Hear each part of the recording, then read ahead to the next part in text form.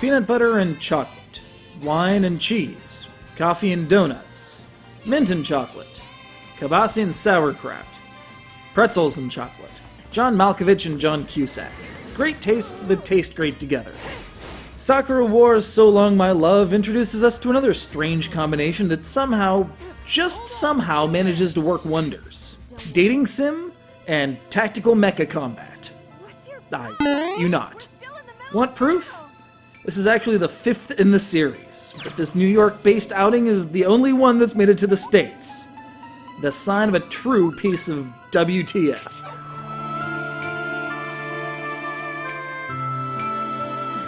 So let's break this down, starting with the crunchy half. In the grand tradition of Tokimeki Memorial, you're a near-silent teenage male protagonist, surrounded by a slew of beautiful women doing anything in your power to get in the good graces of one or more of them.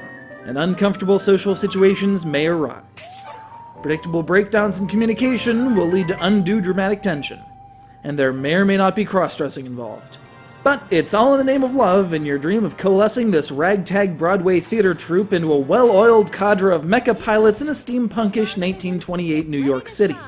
And if I lost any of you in that mountain of strangeness, don't worry, there's combat soon. But you can't just ignore the social aspect of the game. The closer you are to your comrades, the more motivated they will be to fight.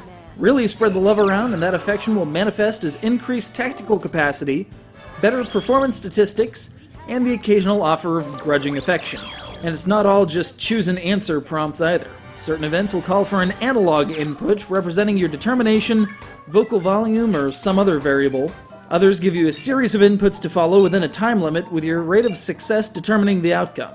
But then a giant robot attacks the Statue of Liberty and you're thrust into combat.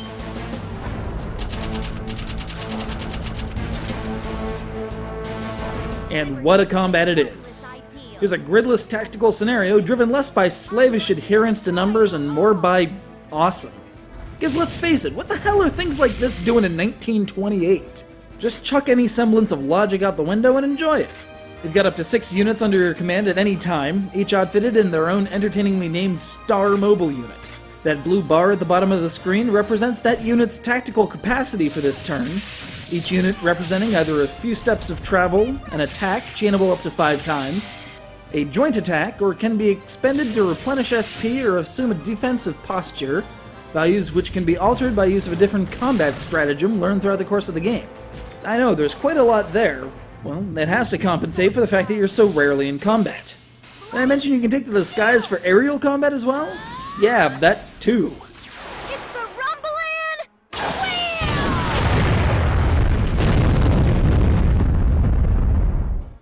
These two sensations are about as far apart as you can get without bringing in John Madden. Yet somehow they managed to coexist in this very unusual game. It's not without flaws, though. The Wii version doesn't maintain the original Japanese vocal track, while the special edition PS2 release put each language on its own disc due to space constraints. Perhaps most damning, though, isn't any particular flaw of the dub itself, rather the vocal performance is quite well acted. It's the mixing of said dub against the equally accomplished background music, or against the explosions in combat, or against anything for that matter. Some program flaws will completely eliminate the sound or make your controller shake wildly for an extended period of time while nothing at all happens on screen, up to 10 seconds at one count. And it's a shame because it serves to mar what is otherwise a well-designed sound palette, full of Gershwin-esque piano refrains and classic roaring 20s string bass.